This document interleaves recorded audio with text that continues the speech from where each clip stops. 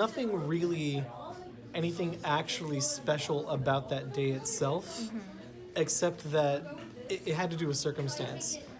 Caesar was trying to get a certain thing done before he left on a campaign, and his opponents wanted him out of the way before he left. So there's nothing particular about the Ides of March that makes it special, except that like they all had things to do and places to be, and this was their chance to get him before he was gone.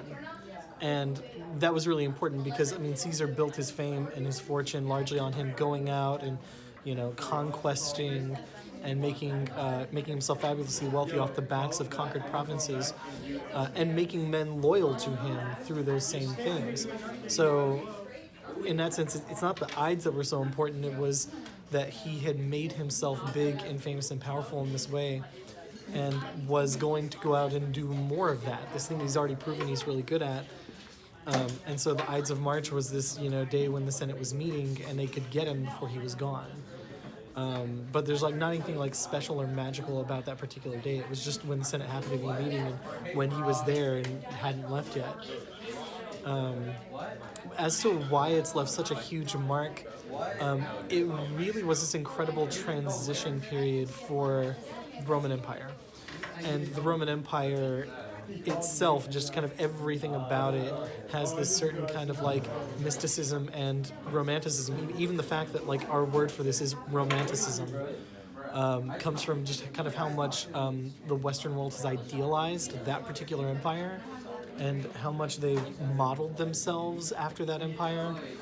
And that was kind of this moment where there was, I think, maybe possibly a question of whether or not the empire was going to coalesce around an emperor or not. And after his death, that question was answered. It was going to, and it did. It took a few years to find out that the emperor was going to be Caesar's heir, Augustus.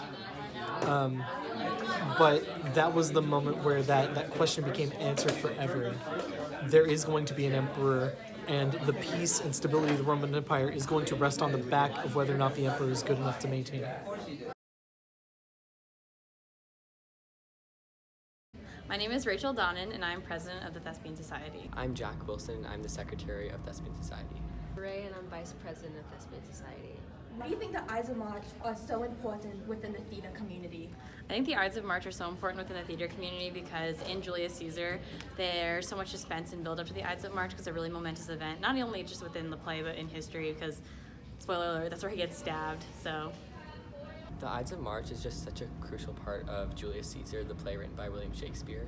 So I feel like everyone kind of connects to that event because it's like a very important part of the plot line, and it's just really important to the structure of the play. I know a lot of people view it to be bad omen just because of the significance of the date itself in the well-known play Julius Caesar. Do you think our understanding of Julius Caesar's plays an influence on your understanding of the events? Of course, I think when you read Julius Caesar, as it's written by William Shakespeare, they write it with such flowy, like elaborate language. I really don't think that the people who actually stabbed Caesar were like so eloquent when they stabbed him. Like I don't think they were actually being like, "I weep for you," and then they stabbed him. They probably just did the deed and then went on with it. So, thank you. Yeah, I think Julius Caesar definitely like can be applied to a lot of like the understanding of like history because there's a lot of historical events that actually have been documented that it's based on. And William Shakespeare kind of compressed those events to fit into Julius Caesar, but there's definitely a lot of historical information that you can get out of the play, so yeah.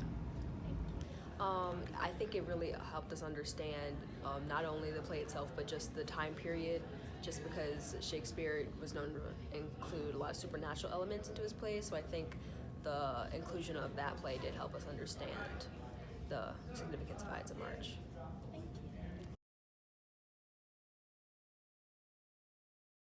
I'm in 11th grade. My name is Corinne White, and I'm a junior. Why is the Ides of March a big role in the history of Rome? So the Ides of March is the famous day on which Caesar was stabbed in the Senate, overthrow of Caesar as the first dictator of Rome, which then immediately leads into emperors, whereas before Rome had been a republic. Although if you actually look into the history, it's a lot messier than that, and it's not so simple as Caesar dies and then we've got emperors.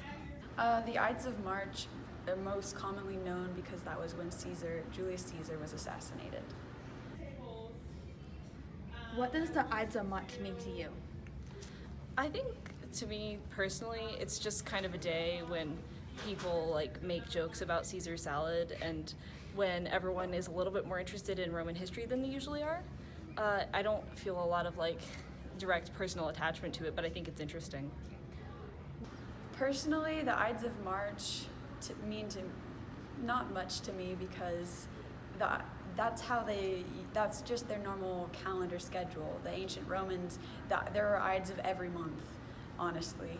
And the Ides of March, as according to Julius Caesar, it's kind of adds a theatrical element of it because it becomes this thing that you can celebrate, I guess, or just think of and be like, oh yeah, Julius Caesar, that's cool.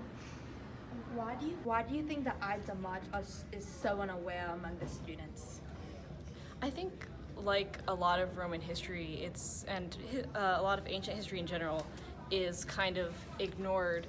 A lot of people know about the Ides of March just from hearing about it, I think, where it's just like, that's when Caesar got stabbed, but most of the information about it is just not talked about it unless you actually take Latin. That's the only class where you're going to learn about it. Like one thing that we learned in Latin is that the Ides is usually not on the 15th, and March is a special exception. I'd say the Ides of March, not very many people know much about them because, Latin's amazing, but nobody really takes Latin. And ancient Roman history is so far away from our time period today. So not many people know that much about it. Oh, great Caesar, please bring my brother back from exile. No. Please, great Caesar. No. I am Caesar. I am greater than the gods. Speak hands for me.